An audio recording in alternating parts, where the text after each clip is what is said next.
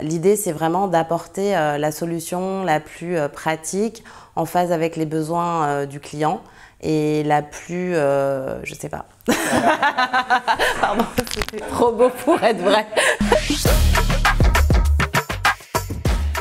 Bonjour, je m'appelle Alexia, je suis cofondatrice de YouRénov et CMO, passionnée par le gros hacking et les métiers traditionnels. Alors moi je m'appelle Anthony, je suis entrepreneur récidiviste et je suis passionné d'immobilier, de rénovation et d'entrepreneuriat bien sûr.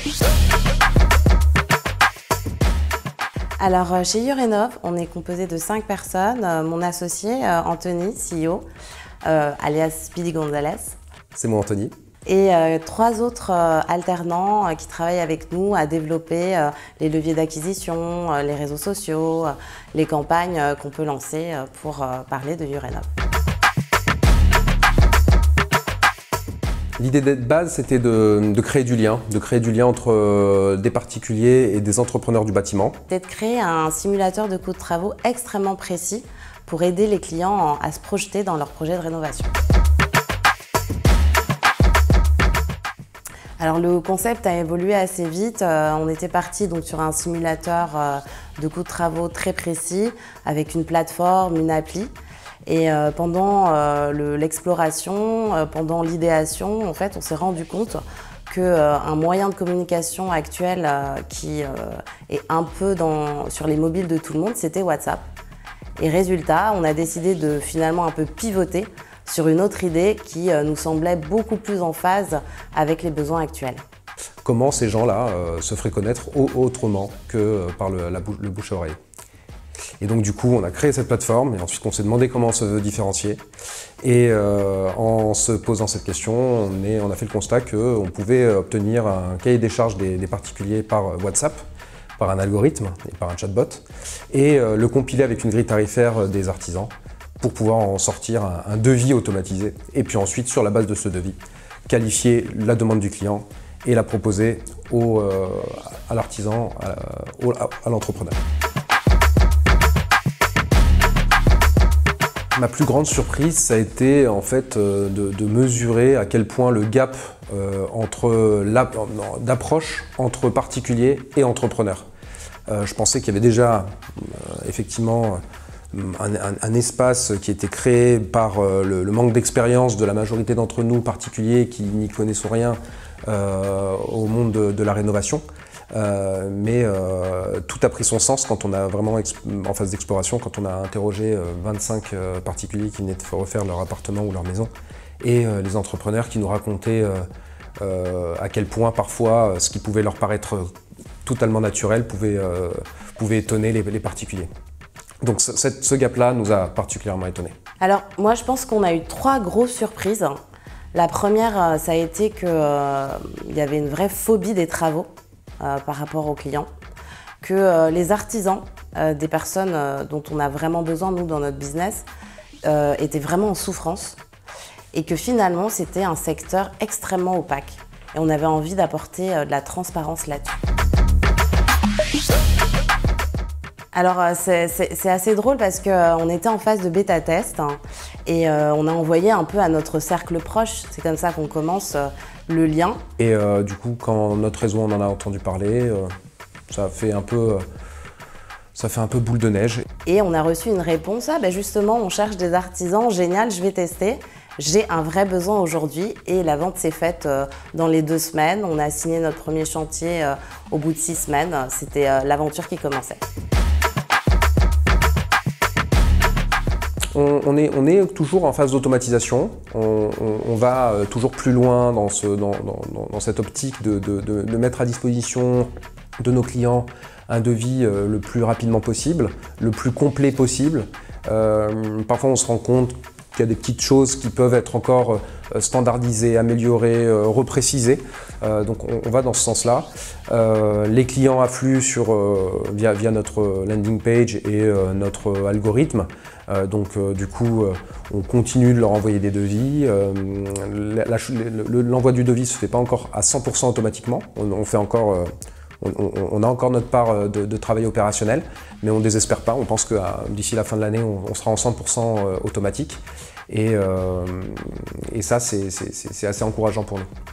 Donc c'est très simple. Si vous savez utiliser WhatsApp, vous savez utiliser YouRénov, il suffit juste de nous envoyer un message et notre équipe est à votre disposition pour répondre à toutes vos questions, vous donner des prix, vous mettre en relation avec des artisans et vraiment vous accompagner dans votre projet de rénovation. J'ai envie de dire il y a 3 victoires qui pour moi sont très importante. Avoir un article dans le Figaro immobilier, pour nous, ça a été une victoire qui a établi un peu tout le travail qu'on a fait en amont. Ensuite, on va bientôt atteindre les 100 avis Google et on est toujours en honeymoon avec mon associé. Alors surtout, ne lâchez rien. L'entrepreneuriat, c'est un marathon, c'est pas un sprint. Il faut prendre le temps de respirer. Il faut rester toujours très rigoureux et très organisé parce qu'on peut être très vite dépassé par parfois de l'administratif, parfois d'autres contraintes qu'on peut avoir. Donc il faut rester focus, il faut rester organisé et puis il faut savoir prendre le temps de respirer de temps en temps. Alors je pense que pour un entrepreneur, ce qui est très important, c'est de ne pas s'éparpiller. Parce qu'on a envie de faire plein de choses, mais finalement, il vaut mieux se concentrer sur 3 projets que 10 en même temps. Ensuite, toujours avoir un mindset vraiment test and learn, dans le sens où en fait, on teste quelque chose, si ça ne marche pas, on l'améliore, on optimise. Et je pense que c'est le meilleur chemin pour trouver la meilleure solution dans tout business. Et ensuite, comprendre que tout prend du temps, donc il faut être patient. Mais j'ai envie de dire, avoir sa passion pour métier, c'est le vrai bonheur, donc on a le temps de patienter. Une galère, ça a été lorsqu'on a développé toute cette intelligence artificielle derrière YouRénov, qui n'arrêtait pas de s'effacer constamment, et il faut vous dire que c'est des heures et des heures, des jours de travail. Il fallait vraiment s'accrocher. La dernière galère qu'on a eue, c'est quand on a reçu une petite lettre de l'équipe juridique de WhatsApp nous demandant de remodifier un petit peu notre logo. Il a fallu refaire toute notre identité visuelle et ça aussi c'était un vrai challenge. Mais on l'a relevé et aujourd'hui tout va bien. Flash m'a donné une approche nouvelle sur les outils no-code. Et j'avoue que ça m'a quand même bien aidé à automatiser une partie de mon business. Alors Flash a changé ma vie d'entrepreneur dans le sens où aujourd'hui je vois plus les choses de la même manière, je pense tout MVP. L'idée c'est vraiment de tester une idée, voir s'il y a une vraie désirabilité et c'est vrai qu'aujourd'hui pour moi rien n'est impossible et avec la méthodologie Start the Fuck Up, vous pouvez vraiment développer un business très rapidement. Alors j'ai choisi Flash parce que c'était vraiment un programme rapide. Ensuite, il y avait une méthodologie qui me semblait très pertinente pour lancer un business. Après, on pouvait tester une idée assez facilement. Et ensuite, vraiment pour la qualité de leur coach. On avait choisi Flash et Start the Fuck Up parce que il nous avait semblé que c'était assez organisé. Il y avait un mode très timé dans la manière de présenter le programme et on se sentait pris en main. Donc du coup, ça nous a mis en confiance. Donc, le mot de la fin pour moi, c'est qu'il n'y a pas d'échec. L'échec, c'est la voie du succès. J'ai envie de vous dire, n'hésitez plus à entreprendre avec une bonne méthodologie. Au pire, vous aurez testé une idée.